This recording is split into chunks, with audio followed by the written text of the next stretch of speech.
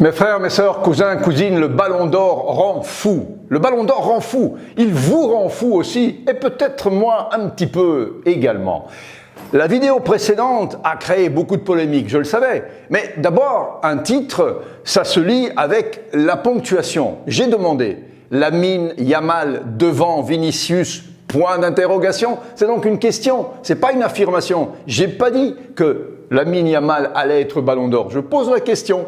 Il y a 4 minutes 45 dans la vidéo précédente, je dis que non, il ne sera pas ballon d'or en 2024. Non, peut-être en 2025, 2026, 2027, on verra. Je dis aussi, à 4 minutes 45 dans la vidéo précédente, qu'il sera le meilleur jeune, comme d'autres l'ont été avant, comme Mbappé l'a été avant. Voilà, donc vous voulez mon trio de tête, je vous le donne tout de suite, comme ça on élimine les polémiques inutiles. Mais d'abord, petite parenthèse, les supporters du Real de Madrid ne doivent pas penser que je suis supporter du Barça, et les supporters du Barça n'ont pas à dire je suis supporter du Real. Je vous l'ai dit, je ne suis supporter de personne.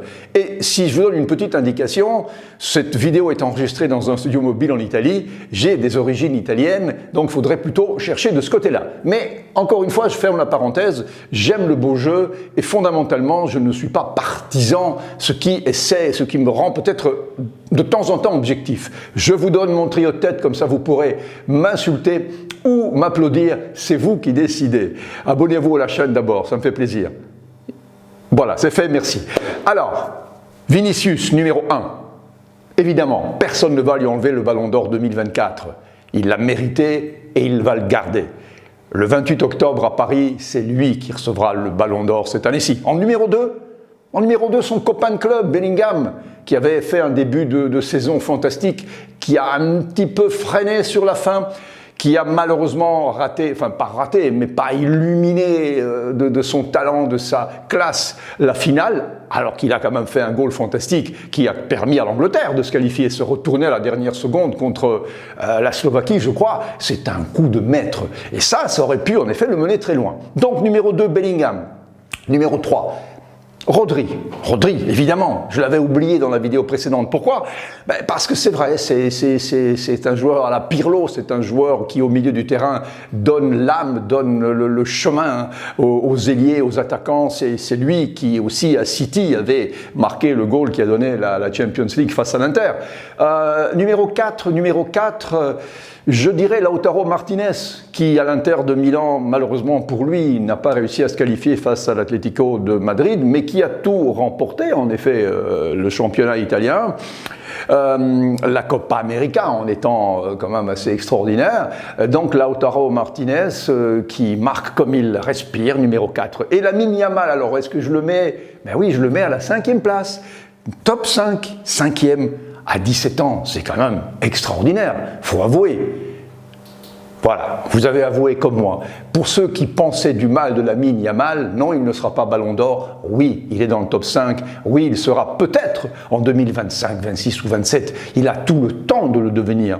Parce que je vous l'ai dit aussi, il a encore tout à prouver, mais aussi tout à gagner. Lamine Yamal, vous l'aimez pas, il est au Barça, vous êtes supporter du Real, il ne faut pas lui rentrer dedans inutilement. C'est un joueur en effet qui a la classe de Messi, qui a peut-être un chemin encore immense à faire avant d'arriver à la cheville de Messi, évidemment. Mais quand Messi avait 17 ans, est-ce qu'on aurait pu imaginer qu'il allait récolter 8 ballons d'or? Non. Peut-être oui, mais en tout cas, personne n'aurait pu le jurer. Vous vous souvenez aussi dans une autre vidéo, je vous avais donné la théorie de Ronaldo, qui a émis cette année-ci la proposition de passe décisive et goal plus, donc passe décisive et goal égale ballon d'or, ce qui veut dire qu'il n'y a plus d'objectivité, subjectivité. On est objectif, on compte l'un, on compte l'autre, mais c'est une façon un petit peu bizarre aussi, parce que un goal ne vaut pas un goal, une passe n'est pas nécessairement la même quand on la fait de l'extérieur du pied en regardant par là, en passant la balle par là, que quand on fait une passe décisive dans l'axe du but à 10 mètres du goal. C'est pas la même chose. Un goal à 2 mètres du but, c'est pas un goal à 25 mètres en retournée.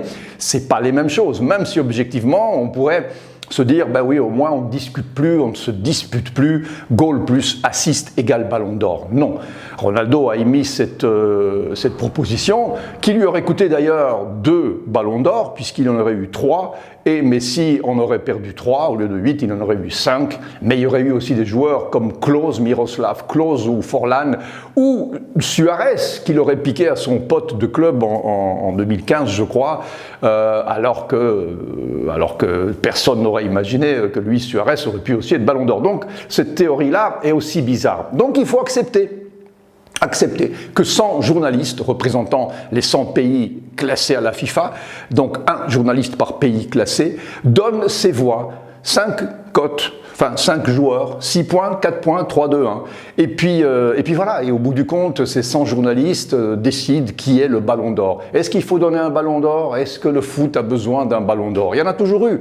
Avant, le Ballon d'Or, c'était un joueur qui jouait dans les championnats européens et qui était européen. Maradona ne l'a jamais eu, Pelé ne l'a jamais eu, c'est quand même dingue. Après, on a quand même un petit peu changé les règles, parfois en les triturant, en les rendant un petit peu bizarres. Quand France Football a organisé avec la FIFA le Ballon d'Or, il y a eu des choses bizarres aussi, c'est vrai.